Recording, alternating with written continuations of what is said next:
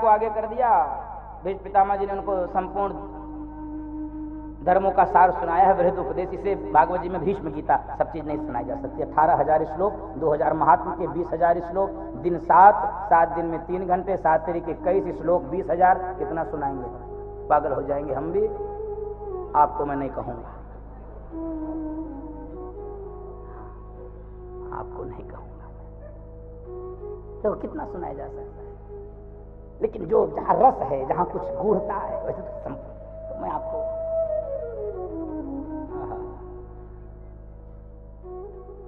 अब भीष्म पितामह ने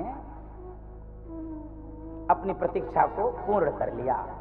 माघ मास, जो मास चल रहा है, उत्तरायण हो गए। भगवान उत्तरायण हो गए। देवताओं के ऐसे दिन चलते हैं जैसे हम लोगों का 2 पक्ष चलता है, कृष्ण पक्ष, और वैसे ही उनका भी 2 पक्ष है। कौन कौन सा? उत्तरायण और तो भगवान उत्तरायण में, और भगवान वैसे भी उत्तरायण है। सूर्य नारायण उत्तरायण हो गए, और भगवान भी जो उत्तरा के गर्भ में जाकर नारायण रहे वही तो उत्तरायण है। उत्तरा के गर्भ में जाने वाले नारायण उत्तरायण। बोलो भक्त वत्सल भगवान की जय। तो भगवान की दक्षिणायन रात्रि है और उत्तरायण दिन है, प्रातः काल है। तो बाणों की सैया पर लेटे लेटे समय आ गया कि अब इच्छित मृत्यु का वरदान भीष्म पितामह को था। इच्छित मृत्यु।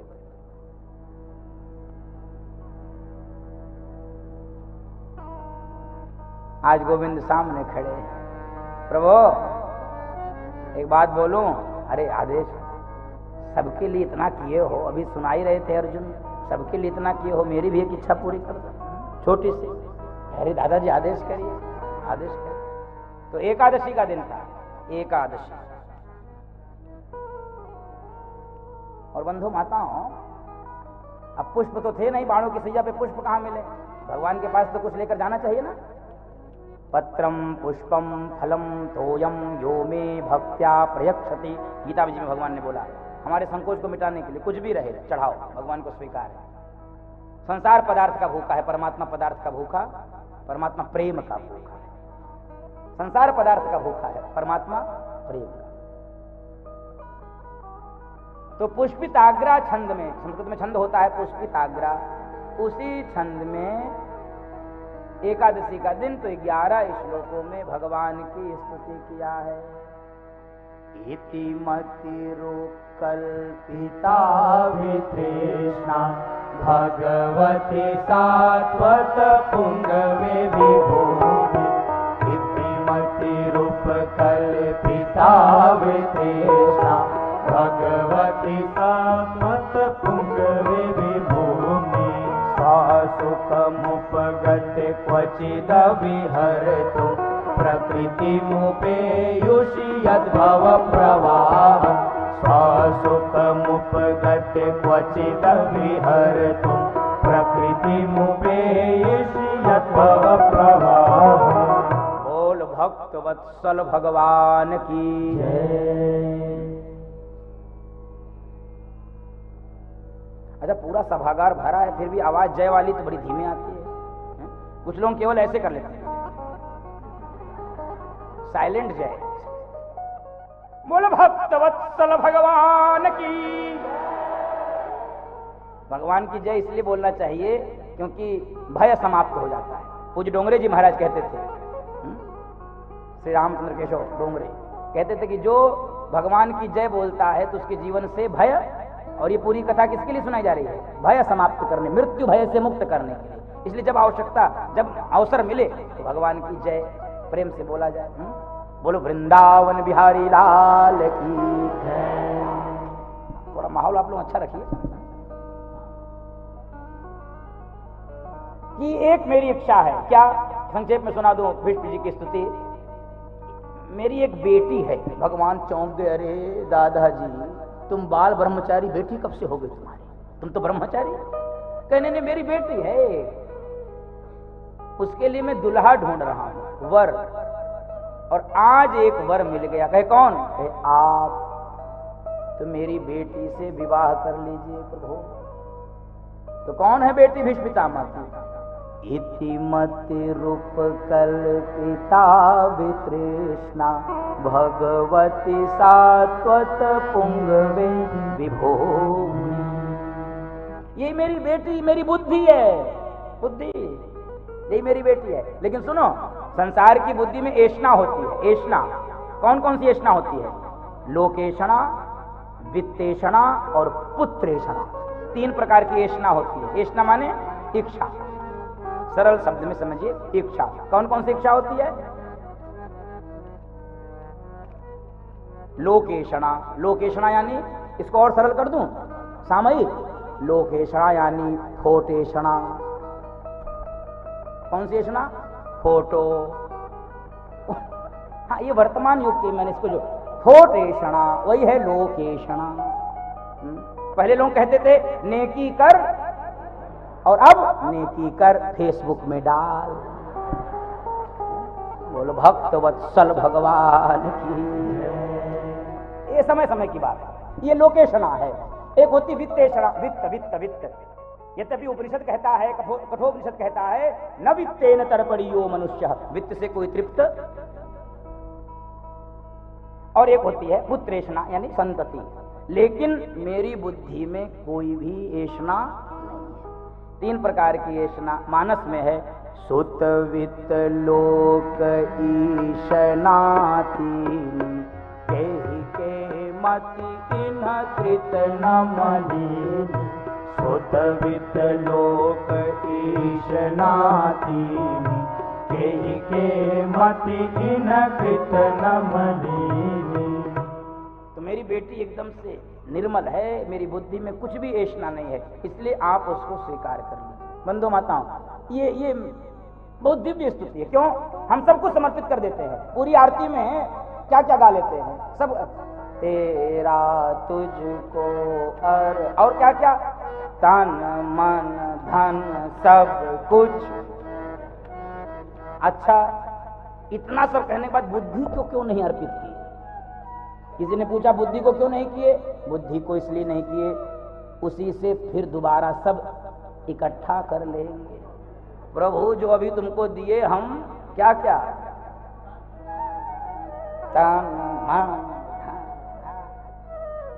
और बता दूं, वो कहाँ है? घंटी है, वो घंटी है यहाँ, घंटी है? नहीं है। अच्छा, और कैसे आरती गाते हैं? एक हाथ में आरती का थाल और एक हाथ में घंटी। क्या कहते हैं? तन मन धन सब कुछ तेरा, स्वामी सब कुछ है ठेंगा। मिलेगा कुछ नहीं। आरती में घंटी ऐसे गए थे, ऐसे बजाते हैं। मेरी बुद्धि को कुछ नहीं चाहिए।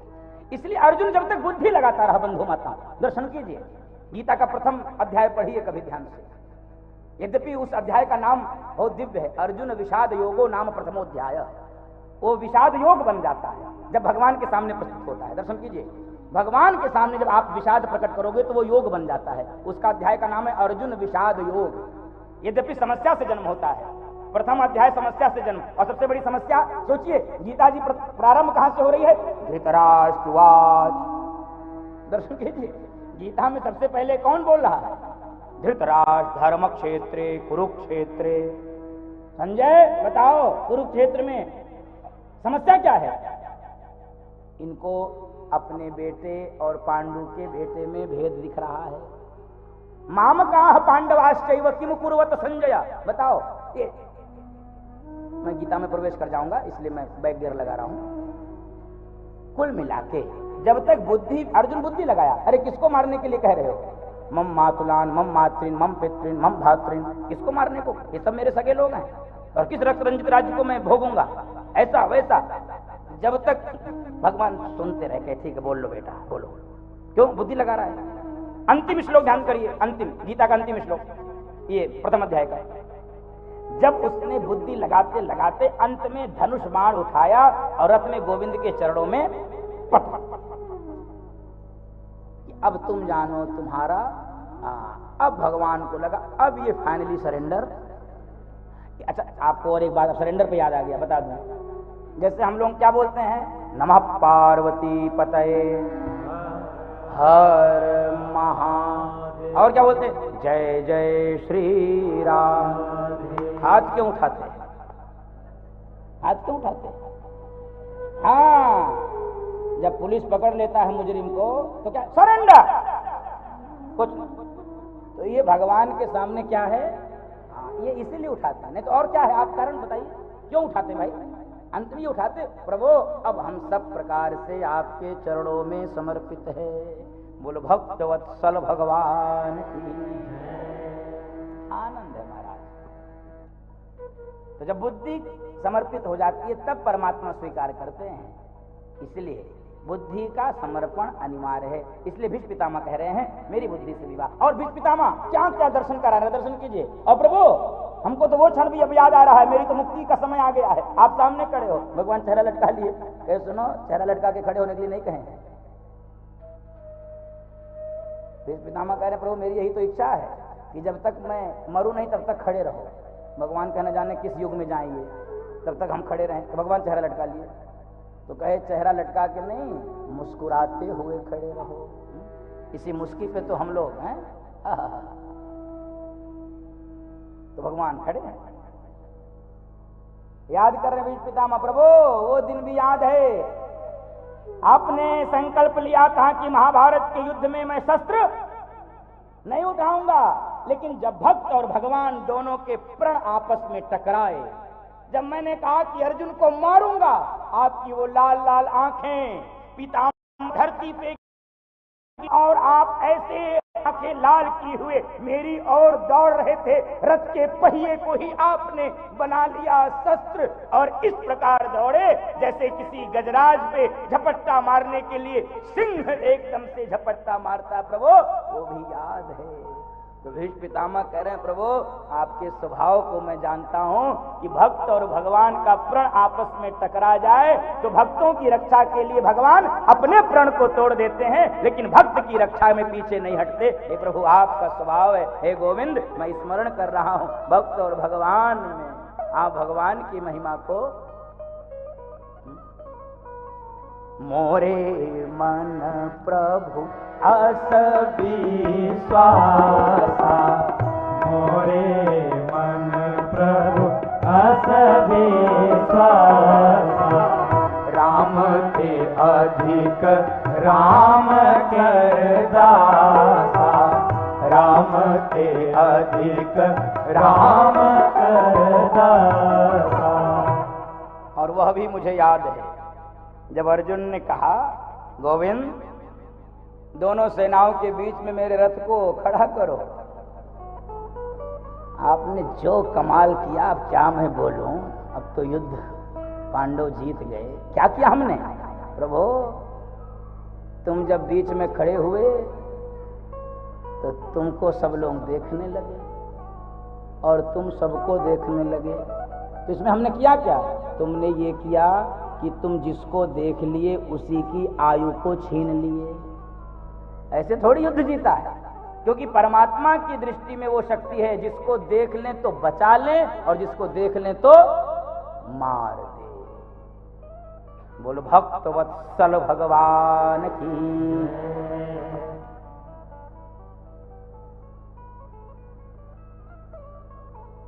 और इस प्रकार से बंधु माताओं उस महाराज का अंत में स्मरण करते हुए भीष्म पितामह जी भगवान का दर्शन करते करते अपने प्राण छोड़ रहे हैं गोविंद के चरणों में।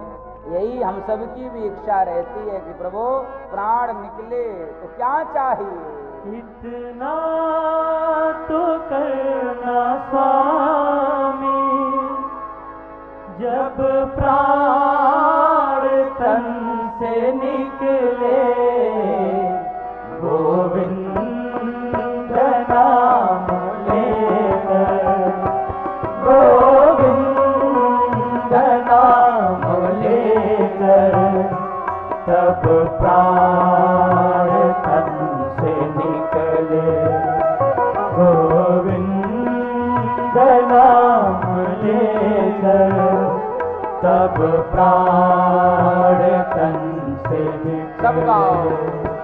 इतना तो करना स्वामी, जब प्राण तन से निकले, गोविंद नाम लेकर, गोविंद नाम लेकर, तब प्राण तन से निकले, गोविंद नाम लेकर, तब प्राण तन से निकले।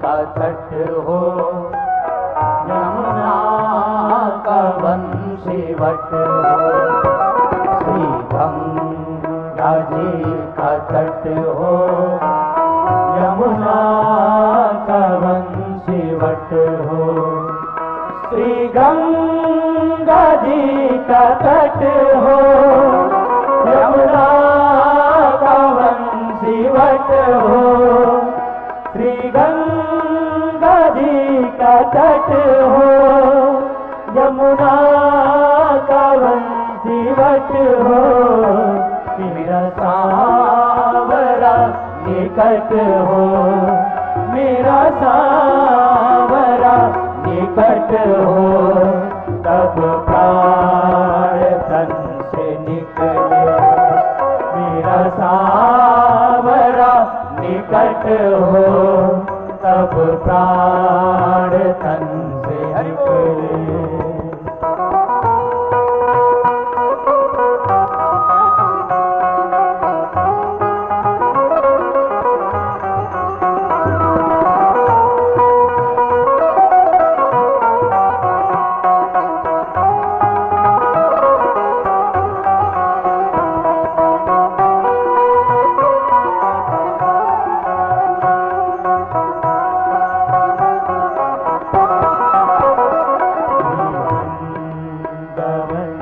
स्थल हो, मेरे मुख में तुलसी दल हो, श्री वृंदावन का स्थल हो, मेरे मुख में तुलसी दल हो, श्री वृंदावन का स्थल हो, मेरे मुख में तुलसी दल हो, श्री वृंदावन का स्थल हो, मेरे मुख में तुलसी दल हो, विष्णु चरण का जल हो, विष्णु चरण का जल हो, तब प्राण तन से निकले, विष्णु चरण का जल हो, तब प्राण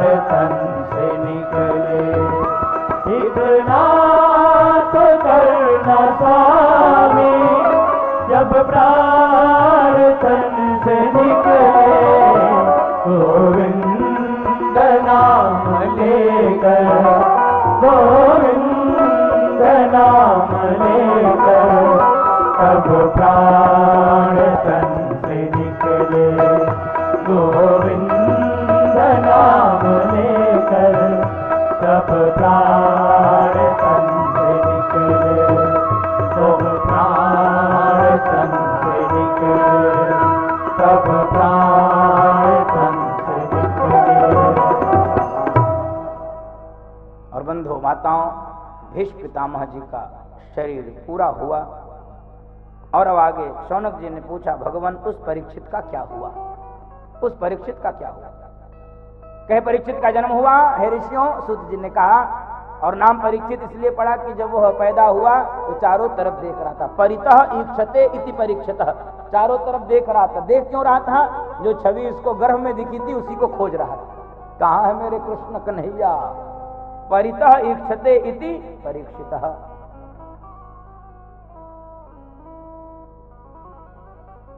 उन परीक्षित जी को समय आने पर सुखदेव जी ने भागवत की कथा को सुनाया। अब वहां पर पहुंचने के लिए बीच में सूत जी एक छोटी सी कथा सुनाते हैं, उसको ही मैं संक्षेप में सुना दूं। एक दिन विदुर महाराज,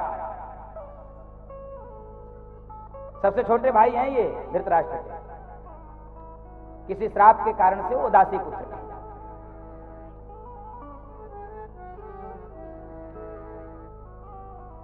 विदुर जी धृतराष्ट्र के पास आए, धृतराष्ट्र से हालचाल पूछे। उन्होंने कहा सब बहुत बढ़िया है। और पांडव कहे बहुत अच्छा है। कहने लगे कि मैं तो वो अपेक्षा नहीं करता था पांडवों से, धृतराष्ट्र कह रहे हैं विदुर जी से, लेकिन दुर्योधन से भी ज्यादा सेवा हमारे ये पांडुपुत्री पांडव करते हैं। मैं इनकी सेवा से बहुत प्रसन्न। बहुत। विदुर जी ने कहा शर्म नहीं आती तुमको? जिन पांडवों को मारने के लिए तुमने न जाने कितने षड्यंत्र किए, तुम्हारी आंखों के सामने षड्यंत्र होते रहे, तुम देखते रहे, आज उन्हीं पांडवों की रोटी पे पल रहे, तुमको शर्म नहीं आती? तुमको शर्म नहीं आती? धृतराष्ट्र ने कहा करूं क्या, मेरे पास कोई चारा भी तो नहीं, चलो मेरे साथ। और बंधु माताओं, धृतराष्ट्र और गांधारी को लेकर विदुर जी महाराज चल रहे। आज पहली बार धृतराष्ट्र ठीक व्यक्ति के साथ गए, पहली बार जीवन में ठीक व्यक्ति। प्रातःकाल धर्मराज युधिष्ठिर नियमानुसार ताऊ जी को प्रणाम करने के लिए आए। ताऊ जी दिखे नहीं, सबको बुलाए, भैया चले गए चले गए चले गए। युधिष्ठिर जी ने कहा लगता है हम सबकी सेवा से नाराज होकर चले गए। धर्मराज युधिष्ठिर दुखी हो रहे थे, तभी नारद जी आ गए। नारायण नारायण। ओ धर्मराज चिंतित मत हो, पहली बार तुम्हारे ताऊ जी सही व्यक्ति के साथ गए हैं, अब उनका कल्याण हो जाए। जब नारद जी के वचन सुने तब पांडवों को शांति मिली और समय बीतता गया। बंधु माताओं, धीरे धीरे अपशकुन बढ़ रहा है।